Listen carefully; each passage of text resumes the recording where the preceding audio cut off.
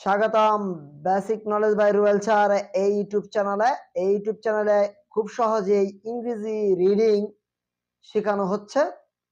আজকে আমরা ইংরেজি রিডিং এর গুরুত্বপূর্ণ একটি লেটার নিয়ে আলোচনা করব, সেটা হলো জি। জি ইংরেজি বর্ণে দু ধরনের উচ্চারণ দিয়ে থাকে, একটি হলো গ আর একটি হলো বর্গীয় জ। ইংরেজি বিভিন্ন ওয়ার্ডে এই গ বর্ণটি জি বেশি উচ্চারণ দিয়ে থাকে, কারণ যদি জি এর পরে ই আই ওয়াই এই তিনটি বর্ণ ব্যতীত অন্য যে কোনো বর্ণই থাকুক না কেন সেই ক্ষেত্রে গ উচ্চারণ হবে, এবং জির পরে ই আই ওয়াই থাকলে সাধারণত বর্গীয় জ উচ্চারণ হয়। তবে জির পরে ই এবং আই থাকলে সেটি কখনো কখনো গ উচ্চারণ দেয়, কিন্তু জির পরে ওয়াই থাকলে সেটি সর্বদাই বর্গীয় জ উচ্চারণ দেয়। যেহেতু জি পরে ই অথবা আই থাকলে গ এবং বর্গীয় জ দুই ধরনের উচ্চারণ দেয়, তাই আমরা আগে জি পরে ই অথবা আই থাকলে কখন গ এবং কখন বর্গীয় জ উচ্চারণ দেয় এ নিয়ে কথা বলবো। প্রথমে কথা বলবো জি এর পরে ই লেটারটি থাকলে। জির পরে ই আর এভাবে যদি থাকে সেক্ষেত্রে গ এবং জ দুই ধরনের উচ্চারণ দেয়। জি ই আর এই প্যাটার্নের আগে যদি আই অথবা ই লেটার দুটি থাকে সেক্ষেত্রে জি কে আমরা গ পড়ব। যেমন মিগার, লিগারডিমেইন,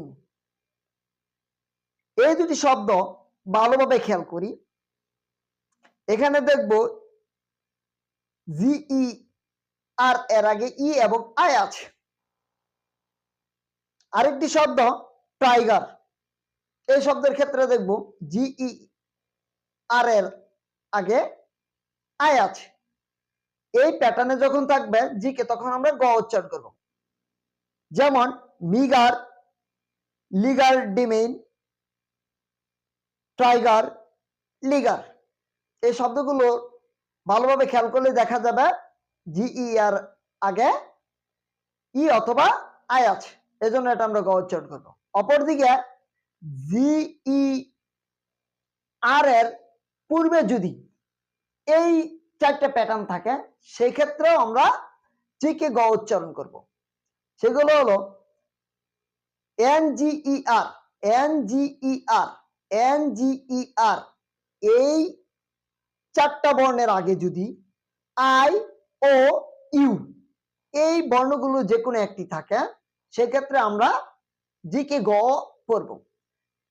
যেমন আই এন জি ই আর এর ক্ষেত্রে ফিঙ্গার, সিঙ্গার, এই দুটি শব্দ ভালোভাবে খেয়াল করি। আই এর পরেই এন জি ই আর আছে, এজন্য এখানে এটা গ উচ্চারণ হয়েছে, জিটা এখানে গ উচ্চারণ হয়েছে।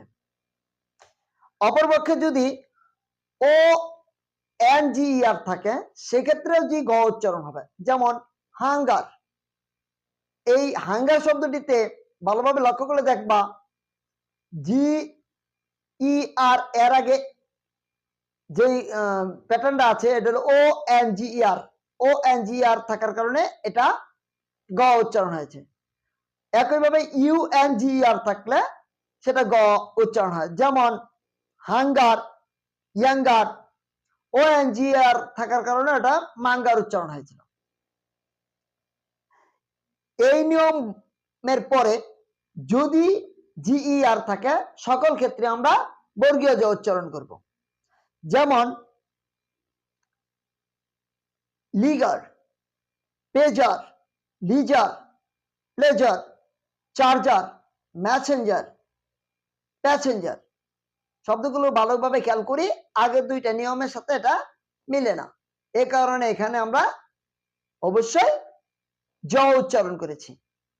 জির পরে ই থাকলে আরেকটা জায়গায় গ হয়, সেটা হলো জির পরে ই এবং তারপরের অক্ষর যদি টি থাকে। অর্থাৎ জিইটি এই তিনটি শব্দ একসাথে থাকলে সেটা জিটা গ উচ্চারণ হবে। যেমন গেট, ফরগেট, টার্গেট, টুগেদার।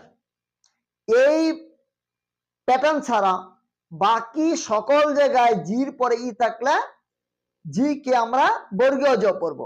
যেমন জিম, জেন্ডার, জেনারেল, জিওগ্রাফি। এই শব্দগুলো দিকে ভালো করে খেয়াল করি। আগের যে নিয়মগুলো আলোচনা করেছি সেখানে ওই নিয়মগুলোর সাথে এগুলো মিলে না, এই কারণে এখানে বর্গীয় জ উচ্চারণ হয়েছে। এরপরে আমরা শিখব জির পরে আই থাকলে কখন গ উচ্চারণ হয়, কখন বর্গীয় জ উচ্চারণ হয়। প্রথমে আমরা ব্যতিক্রমটাই দেখব, গ কখন উচ্চারণ হয়। জি এর পরে আই থাকলে কখন গ উচ্চারণ হয় সেটি আমরা কয়েকটি নিয়ম আছে, নিয়মগুলো ভালোভাবে খেয়াল করলে বুঝতে পারবো। 1 নম্বর নিয়ম, জি আই এর পরে আর থাকলে সেই জায়গায় আমরা গ উচ্চারণ করব। যেমন গাট, গাট, গাল, গার্ডন। এই শব্দগুলো দিকে ভালো করে খেয়াল করি। জি আই এর পরে আর আছে, এজন্য এখানে জি গ উচ্চারণ হয়েছে। এছাড়া বেশ কয়েকটি নিয়ম ভালোভাবে খেয়াল করি।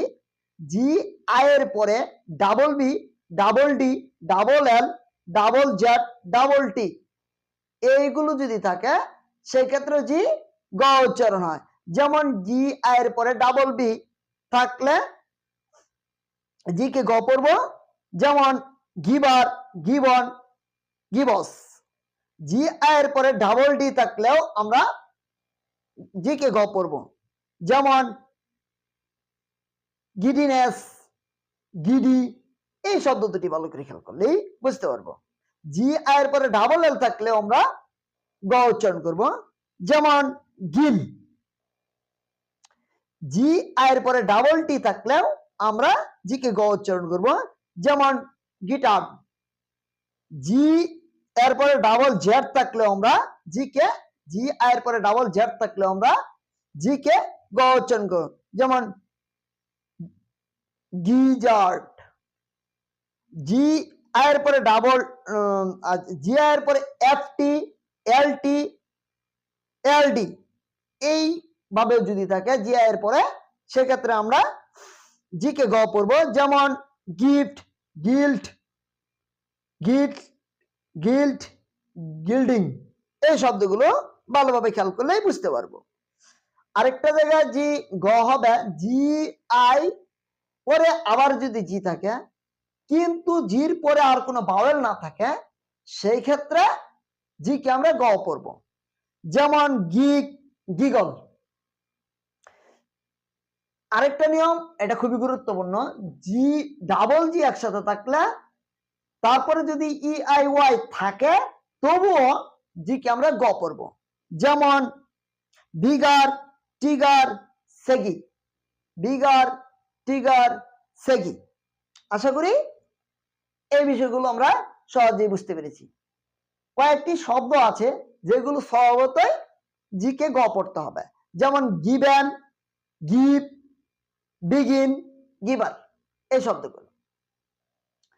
এখন এই নিয়ম ছাড়া জি এর পরে আই থাকলে সকল ক্ষেত্রেই জ উচ্চারণ করব। জির পরে যদি ওয়াই থাকে জি কে আমরা বর্গীয় জ উচ্চারণ করবো, এখানে আর অন্য কোনো নিয়ম কাজ করবে না। যেমন জিম, জাইট, জাইগেট, জাইরেট। এই শব্দগুলো আমরা বর্গীয় জ উচ্চারণ করব। জির পরে যদি এই উপরোক্ত নিয়মগুলো না পড়ে, অর্থাৎ জির পরে যদি এ ও ইউ সহ বা কোনো কনসোনেন্ট থাকে সেক্ষেত্রে আমরা জি কে বর্গীয় জ উচ্চারণ করব। যেমন গেইবি, গেইবি, গেবল, গুড, গোল্ড, গান, গাইড, গ্যাস, ক্লাস। এই শব্দগুলো। আশা করি জি এর সকল উচ্চারণ আমরা বুঝতে পেরেছি। যদি আমার এই ক্লাসটি ভালো লেগে থাকে তাহলে লাইক, কমেন্ট, শেয়ার করে অন্যদেরকে দেখার সুযোগ করে দেবেন। আর যদি কোনো কিছু মন্তব্য থাকে সেক্ষেত্রে আপনি কমেন্ট বক্সে অবশ্যই কমেন্ট করে আমাকে জানাবেন। আমি উপকৃত হব এবং আপনাদের সেবায় নিয়োজিত থাকব। আল্লাহ হাফেজ।